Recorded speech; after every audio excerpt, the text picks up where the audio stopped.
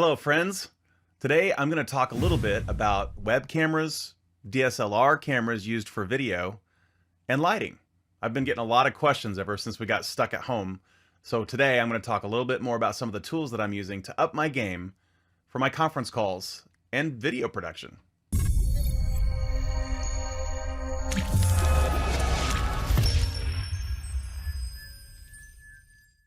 What you're seeing right now is a little bit more advanced setup than a lot of people are probably going to have. And for me, it's even a new setup. So I got all this set up over the last month, basically. Early March. I ordered some of this gear and set it all up after watching a bunch of YouTube videos. So the first thing I wanted to talk about is the cameras. So typically what people are used to, and I'm going to switch cameras here just a second. I'll be right back. Typically what people are used to using are web cameras. And this is a Logitech C920 that's on my monitor in my home office. And yes, you can see the Legos behind me and all that stuff. You can also kind of tell that it's trying to focus in real time as it's doing its thing. So everything's kind of in focus, which is fine. But if you're into video and stuff like that, what people are trying to go for is a little bit blurry background and some lighting. So yeah, I've got some blue lights back there. One of the things that I'll show you real quick is I've got a light, and you can see them on my glasses. I'm still working on getting the angles right, but you can see that I've got called a key light that's up here. I'm going to turn that off. Whoa, right? So typically people have their overhead lights, whether it's LED lights or whatever lights that you have at the office, or your overhead light in your room. And what that does is, see how it's just blasting the top of my head with light and my face is in shadow? So the first thing you're going to want to do when you're thinking about lighting is, where are the light sources coming from? You're going to want to get a strong light that's in front of you and off to the 45 degrees to either side of your face that's shining light on your face. And there's some other things that you can do with light, but the basics are, don't put a super bright window with sunlight coming in it behind you, or an overhead light. Get those overhead lights turned off and figure out how to get a key light set up so that the light is hitting your face and people can make out your face. The light I've got behind me in the corner is just an LED portable light, and I'm going to be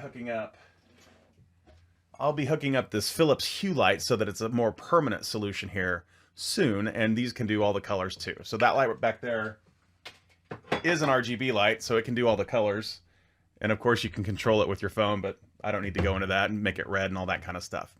But now I'm going to switch back to another camera that I've got and talk a little bit about that. Okay, so this is a Panasonic GH5 DSLR camera. So it's a full-bodied camera with lenses and all that kind of stuff, and it's set up on a tripod in my home office. And the output of that camera is going into a capture card on my computer so that I can record video in high definition. It's kind of interesting when you join a Zoom meeting and you've got this kind of clarity of video and audio. People notice it, and they've commented on it a lot. So it's interesting to step up your game. It's important to step up your game right now if you're doing these conferences from home. Don't have the kitchen with a dirty sink behind you, and don't have a bunch of dirty clothes behind you.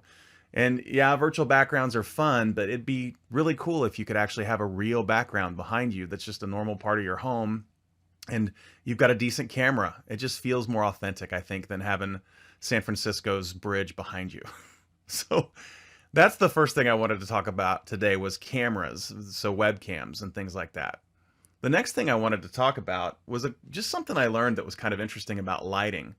So I talked about this key light that's in front of me that's lighting me, and I've got that bloom light behind me that's blue. So one of the things that I realized that just kind of blew my mind is that light is like cannons of water, like fire hoses of water.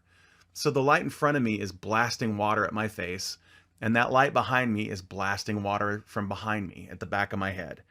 And if you have that light behind you too bright, it'll actually overpower the light that's in front of me. So I'm going to pull that up. I've got a little thing on my phone where I can pull that up and crank the power of that light behind me up to full strength, and notice what happens. I don't know if you saw that subtle shift, but my face went a little darker, and it's because the light behind me is brighter now, and it's actually pushing the light back from the light in front of me. It's crazy. So as I lower that light behind me, the brightness of it, you'll see that my face comes back into normal brightness because there, I went all the way off, but you'll see that that shift and that effort and that war of light fighting each other has a drastic impact on the way your video is going to end up looking. And that's true with a DSLR camera like I'm using, but it's also true of just a webcam. That's why it's so important to have those light sources like windows with the sun coming in and overhead lights and different things like that. You need to have light coming from the front of your face to fight all those other light sources. Thanks for watching. I hope this was helpful. And I hope it makes you think a little bit about the current setup that you've got for your teleconferences. And if you need to up your game, there's some ideas for you in this video. If you have more questions, be sure to give me a call, shoot me an email, or leave a comment. Have a good day.